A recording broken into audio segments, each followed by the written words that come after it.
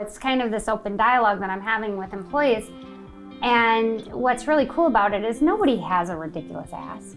No. Right? Just having that conversation with them so that they know they have a voice here. It's making all the impact in the world for no cost at all except my time. That's a worthy cost, right?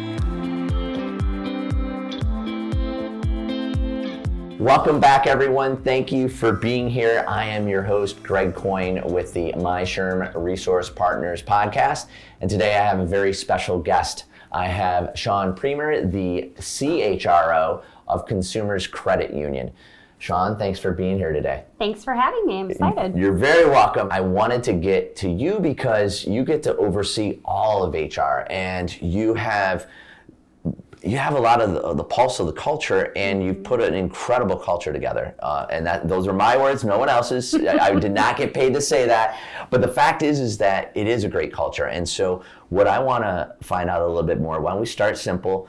Tell us a little bit about your position and what you do within the realms of consumers, and then I'll follow up with a little bit more about culture and how you've been able to get there. Yeah. So my role at Consumers is really, I like to think of it more than CHRO, but it's more keeper of the culture here. So, nice. I'm charged with making sure that we are an exceptional place for our employees and an exceptional place for our members to do business. Nice. And so within that, obviously, I oversee hiring, employee retention, recruitment, benefits.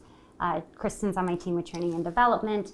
And, we really are focused 100% of the time on making sure the employee experience is exceptional for our team. I love it. Why don't we touch on that too? When you talk about employee experience, it's different across different industries, different companies. But I have a feel just from being here at Consumers, walking around, listening to some of the conversations over my time here, it is different. So when you talk about that, kind of elaborate a little bit more about what you mean and how you've been able to execute on that. Yeah, so I think of our employees just like I think of any customer, right? And so when we think about employee experience, we want everything they touch to feel great. And so the way I think about that is, every person comes to work every single day with two buckets.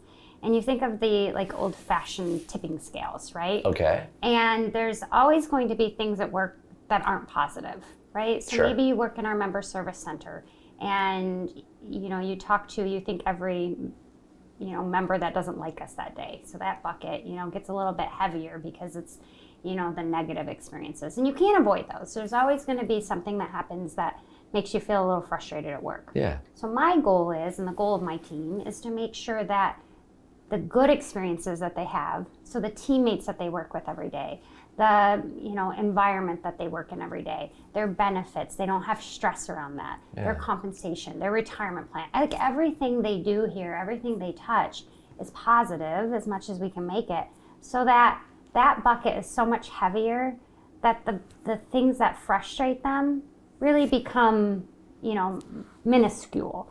And they love coming to work every day. So that's, how I like to think of that. So many times we talk about workplace culture, and culture is important, but a culture can be good or it can be bad. Yeah. So when you focus on creating a great employee experience for your team, then the positive culture is what follows, right? So I think about, we'll go through our application process every now and then through the eyes of an applicant and think, is this easy for them? Is it showing who we are? Is it reflective of our values and our environment?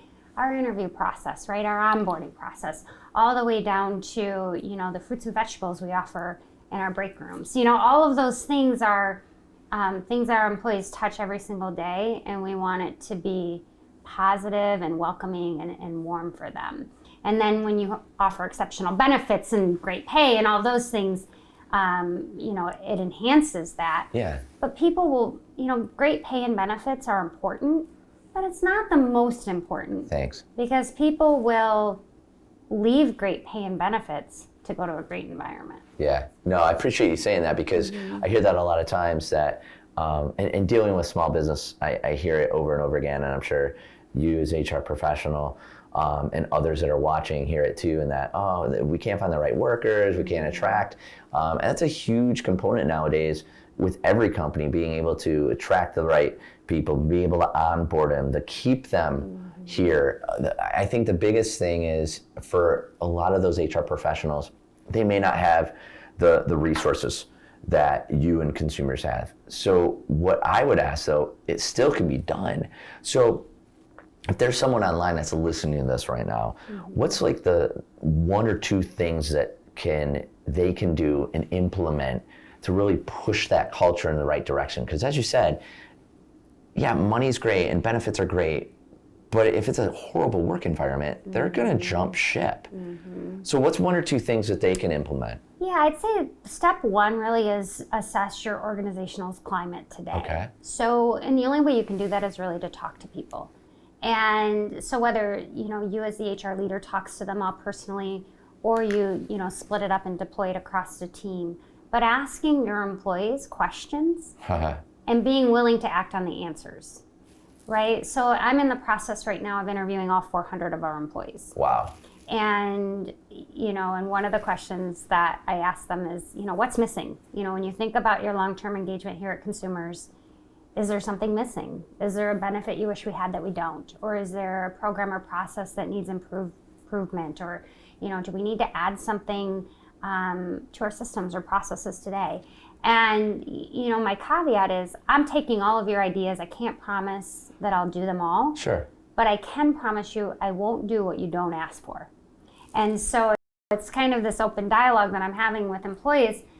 And what's really cool about it is nobody has a ridiculous ask.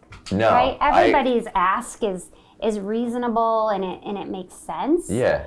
And so, I'm just taking those and assessing them and really figuring out where we need to write strategy.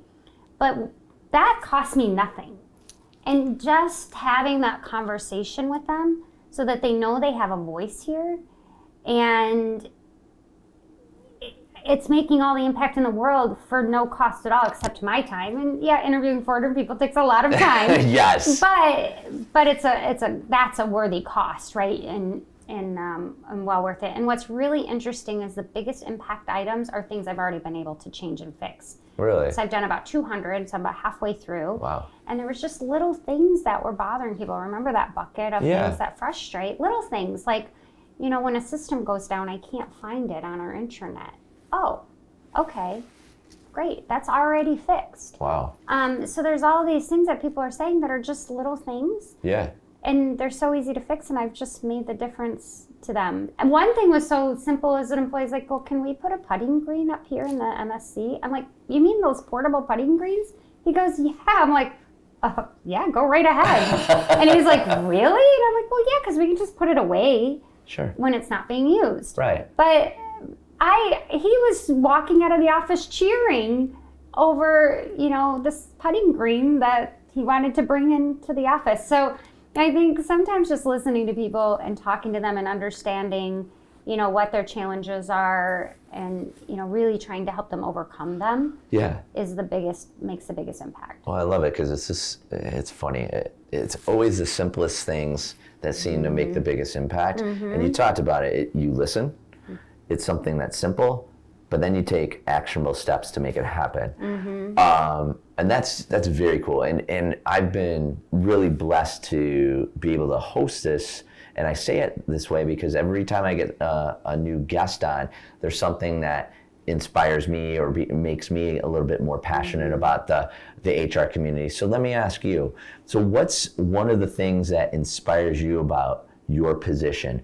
You've done a lot, okay? And part of it is because I ask other people to give me that, but also just listening and seeing the department and how it's grown. So you're still doing a lot of great things. So what gets you out of bed every morning? What inspires you to come and make these awesome changes here at Consumers? One of our core values here at Consumers, there's 2 that really resonate deeply with me. One is be the solution, and we empower our employees to be the solution. Yeah. So if I see something that I think needs changed or improved, I'm empowered to just do it, and our employees are too. So that makes you excited to come to work because I'm a problem solver. So like ideation is one of my top 5 strengths. And so I love to help people solve their problems. And I think of our organization as like a giant puzzle.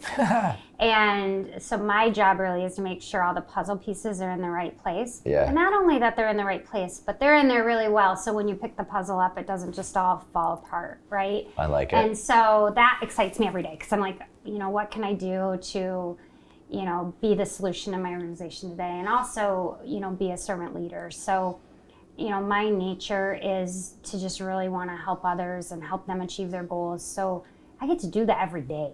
And it's really cool. Like our meeting started at 10 today for MISHRM. And I wanted to make sure I got here by 8:30 just so I could have some conversations with people in this very collaborative environment in which I work in. And so by 10 o'clock, I felt like I was so energized already by getting some important things done and having some good conversations. Yeah. So, but that's what makes me excited, to come to work. And I don't see that changing because we grow so fast, right? So when I started here 11 years ago, we had 100 employees. Now we have 400 employees. Jeez. All organic, so no mergers and acquisitions for that time frame. So when you think about that, like it's never a dull moment. We're in the process of opening up locations in Lansing and nice. And so there's just all this, there's just constant hustle and bustle and it's really fun hustle and bustle. I'm not putting out fires every day. That's cool. Right. I'm really making an impact in a positive way and that makes me excited. I see that. I do. And here's the something I do want to kind of follow up with regards to what's happening as you've had this substantial growth and as you've added people and locations and really started to, these are my words, build a powerhouse both internally and externally. The workplace wellness still has to, be successful. So where do you see that, not just going, but where do you see it at currently? And what are some things that you want to make sure that are put in place to be able to consistently keep that? Yeah. Because you're going to be adding new people along the way. So, back when our wellness program started in 2012, it was me, right? I was running our wellness program, but that was 125 employees. So that was really easy to do. And what's really exciting is because we're so empowered in our organization, our wellness program, we now have a group of 10 people that are helping us with wellness. We have somebody who works in lending who's also certified in some wellness, who's helping us as a wellness coordinator part-time. And then I have an amazing HR team. I can't speak enough about, Kristen, Jen, and Robin, who do amazing things in our organization.